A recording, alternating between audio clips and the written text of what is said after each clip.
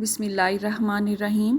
आज की इस वीडियो में ना सिर्फ आप अर्के गुलाब बनाने की रेसिपी को जानेंगे बल्कि इसके फ़वाइद और इसका सही इस्तेमाल भी जानेंगे। घर पे ही अर्के गुलाब निकालने की जो लोग कोशिश करते हैं वो उसमें कौन सी गलतियां करते हैं ये भी आज हम जानेंगे। तो आज की ये वीडियो थोड़ी सी लंबी भी हो जाए तो आपने परेशान नहीं होना है, क्योंकि बहुत ही कीमती मालूमात आपको मिलने वाली हैं। तो चलें आज की इस वीडियो का आगाज़ इस दुआ के साथ करते हैं कि अल्लाह आप सबका दस्तरखान सजाए रखे और हम सबको सेहत और ईमान का रिज़्क़ अता फरमाए।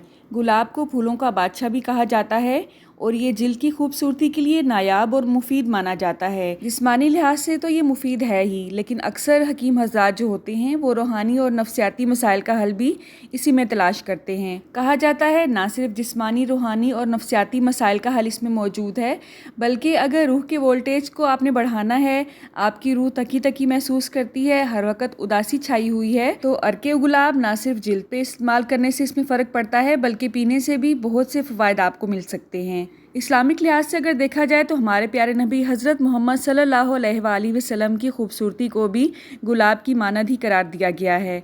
कहा जाता है कि दरूद इब्राहिमी अगर आप अर्के गुलाब पे 11 दफ़ा दम करके किसी भी मरीज़ को पिलाएंगे तो उसे ज़रूर शिफा मिलती है।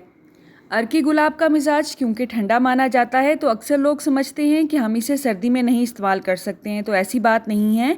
आप सर्दी में और गर्मी में दोनों में ही इसे इस्तेमाल कर सकते हैं। हाँ, जो लोग सर्द इलाकों में रहते हैं जैसे कि कनाडा, अमेरिका वगैरह, वो इसे गर्म पानी में डाल के इस्तेमाल करें, और जो बाकी इलाकों के लोग हैं वो इसे ठंडे पानी में भी इस्तेमाल कर सकते हैं। मैं इस वक्त अर्के गुलाब को पीने की बात कर रही हूँ। लगाने के भी फ़ायदे हैं और पीने के भी फ़ायदे हैं, ये हम वीडियो के साथ साथ ही डिस्कस करेंगे। अब अक्सर लोग पूछते हैं कि अर्के गुलाब बनाते हुए क्या हम सिर्फ सुरख गुलाब ही इस्तेमाल करें, तो ऐसी बात नहीं है। आप किसी भी कलर के गुलाब इस्तेमाल कर सकते हैं। हाँ, ये बहुत ज़रूरी है, जब भी आप अर्के गुलाब के लिए गुलाब की पत्तियाँ इकट्ठी करें आपने उनको अच्छी तरह से पहले वॉश कर लेना है, क्योंकि आपको नहीं पता है उस पर कौन कौन से स्प्रे का इस्तेमाल किया गया है। तो मैंने एक स्टील की कढ़ाई को चूल्हे पे चढ़ा लिया है। अभी मैंने चूल्हे की आंच को ऑन नहीं किया है। कोशिश करें जो भी बर्तन आप लें वो स्टील का हो। अच्छी तरह से मैंने धो लिए हैं। अब ये जो फूलों की डंडियाँ होती हैं जिस पे पत्तियाँ लगी होती हैं वो मैं रिमूव कर लूँगी, क्योंकि उनका इस रेसिपी में कोई काम नहीं है। जो पत्तियाँ आप लें कोशिश करें वो फ्रेश होनी चाहिए। अच्छा, यहाँ पे मैंने 1 से 1.5 गिलास के हिसाब से पानी इस्तेमाल किया है। अब जो जो मिस्टेक होंगी मैं आपके साथ साथ डिस्कस करूँगी। अक्सर लोग ये मिस्टेक करते हैं, तो मैंने सोचा क्यों ना अमली तौर पे मुज़ाहरा करके आपको दिखाया जाए। लास्ट ईयर भी मैंने अर्के गुलाब की रेसिपी आपके साथ शेयर की थी, जो कि अल्हम्दुलिल्लाह अब 1 लाख के करीब व्यूज़ लाने वाली है। तो यहाँ पे कोई भी स्टील की कटोरी, कोई भी स्टील का बर्तन आप ले लें, वो आपने सेंटर में रख देना है। वैसे तो ढक्कन को हम इस तरह से रखते हैं, लेकिन आपने देखा है ढक्कन में थोड़ा सा कर्व है, गोलाई होती है, तो हमने इसे उल्टा करके रखना है। ज़रूरी नहीं है कि आपका जो स्टील का बर्तन है उसका भी शीशे का ही ढक्कन हो, अगर स्टील का है तो भी चल जाएगा, काम आपका हो जाएगा। ठीक है, तो आपने परेशान नहीं होना है कि इस तरह का बर्तन तो हमारे पास है ही नहीं, तो हम अर्के गुलाब कैसे निकालेंगे। तो आपने देखा है शीशे का ढक्कन है, उसमें एक सुराख भी है, और इस ढक्कन का जो लेवल है इस कटोरी से थोड़ा सा दूर है। अब यहाँ पे मेरे पास आइस क्यूब्स हैं, ये नहीं है, तो आप कोई बर्फ़ का जो बड़ा कटोरा है वो भी ढक्कन पे रख सकते हैं। अच्छा, चूल्हे की आंच को मैंने क्योंकि ऑन कर दिया है तो आपने देखा है स्टीम बननी शुरू हो गई है। थोड़े थोड़े से ड्रॉप्स जो हैं ये कटोरी की तरफ आना शुरू हो चुके हैं। तो आप बर्फ़ नहीं भी रखेंगे अगर ढक्कन पे तो भी ये काम चल जाएगा, लेकिन इस काम को थोड़ा सा मज़ीद तेज़ करने के लिए हमने ये बर्फ़ रखनी है। इस तरह से ये प्रोसेस थोड़ा सा तेज़ तो हो ही जाएगा, लेकिन अर्के गुलाब की जो क्वांटिटी है वो भी बढ़ जाएगी। अब ये जो साइड पे ढक्कन में आपको सुराख नज़र आ रहा है इसे भी हमने बंद करना है। यहाँ पे मैंने एक छोटा सा दालचीनी का टुकड़ा लिया है, ये भी आप फंसा सकते हैं, या आप कोई भी लौंग ले सकते हैं, या आप आटे से भी इसको बंद कर सकते हैं। जो भी आपको आसानी लगे आप वो इस्तेमाल कर सकते हैं। तो मैंने एक लौंग फंसा दिया इसमें ताकि स्टीम बाहर ना आने पाए।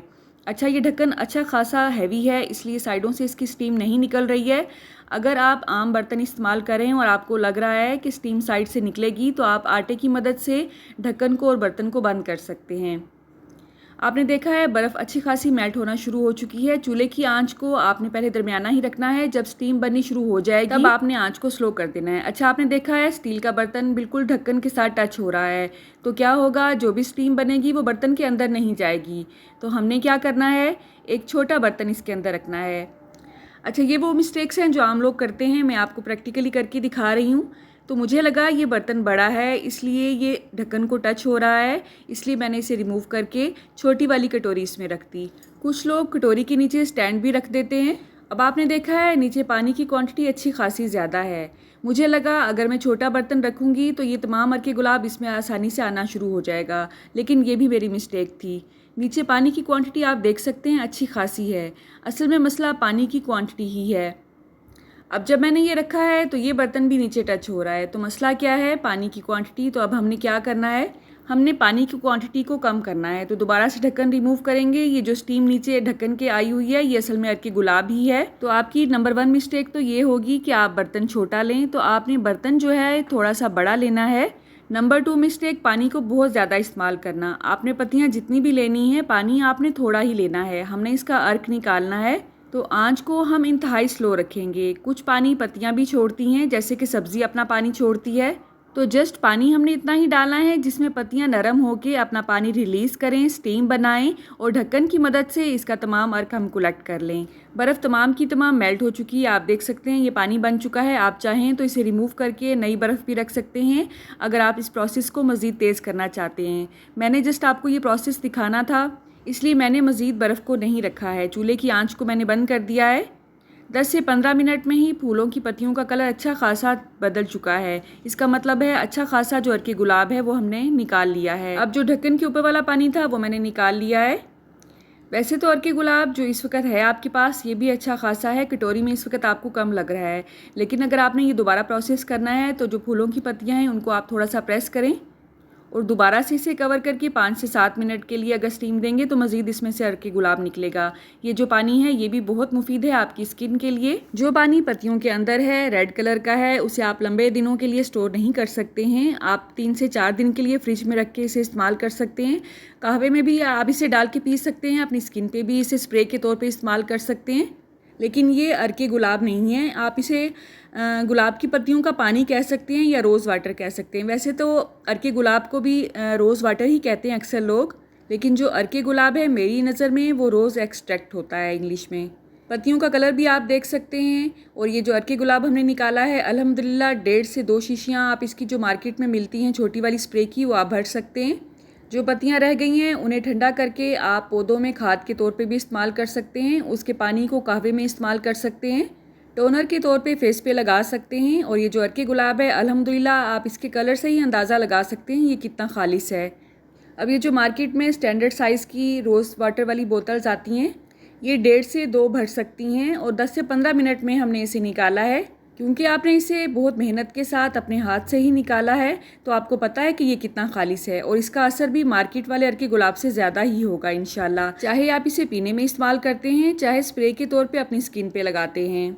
सुबह के वक्त 1 गिलास में अगर आप इसके 4 से 5 चम्मच डाल के पी लेते हैं तो ना सिर्फ ये आपकी जिस्मानी बल्कि रूहानी और नफ्सियाती सेहत को भी बहुत ही बेहतर कर देगा इंशाल्लाह। हलक से और मुंह से रिलेटेड जितने भी मसाइल हैं उन तमाम का इलाज अर्के गुलाब में पाया जाता है। जिन लोगों के जिस्म से बदबू उठती है या मुंह से बदबू आती है वो भी इसके 3 से 4 चम्मच पानी में डाल के पिया भी करें और अपने मुंह में भी स्प्रे किया करें और अपने जिस्म पे भी इसका स्प्रे किया करें। खालिस अर्के गुलाब को आंखों की बहुत सी बीमारियों के लिए भी मुफीद माना जाता है। अगर आपकी आंखों में खारिश है, रेडनेस है, तो इसके 2 से 3 ड्रॉप्स आपने दोनों आंखों में डालने हैं, इंशाल्लाह ज़रूर फाका होगा। हाँ, अर्के गुलाब खालिस होना चाहिए। वैसे तो करशी का, मरहबा का और इस तरह से बहुत मशहूर ब्रांड्स हैं कुछ, उनका अर्के गुलाब मार्केट में आसानी से मिल जाता है जो कि तसल्ली बख्श भी होता है। अगर किसी वजह से आपको वो महंगा लग रहा है या आपके एरिए में वो नहीं मिल रहा है तो आप इसे खुद बना सकते हैं बहुत ही आसानी के साथ। जो मिस्टेक्स आम लोग करते हैं वो भी मैंने आपके साथ शेयर कर दी हैं। अगर आप ये नहीं करेंगे तो बहुत ही आसानी के साथ 10 से 15 मिनट में बहुत ही खालिस अर्के गुलाब आप घर में ही बना सकते हैं। मसाने की बहुत सी बीमारियों का इलाज इसी में पाया जाता है। सिर्फ आपने स्प्रे में इसका इस्तेमाल नहीं करना है बल्कि खाने में भी इसे इस्तेमाल करना है। मेरा मतलब है पीने में भी आपने इसे इस्तेमाल करना है। आजकल इंतहाई गर्मी है पाकिस्तान में, बच्चों की भी आदत बना लें और अपनी भी। नहाने के बाद इसका स्प्रे पूरी बॉडी पे किया करें तो इंशाल्लाह पसीने की जो बदबू है उससे भी निजात मिल जाएगी। रुके रुके सुने, जाने से पहले वीडियो को लाइक कर दें, अच्छी लगी तो शेयर कर दें और सब्सक्राइब करने के बाद बेल का आइकन भी जरूर प्रेस करें। जज़ाकल्लाह। मेरी नेक्स्ट वीडियो तक अल्लाह हाफिज़।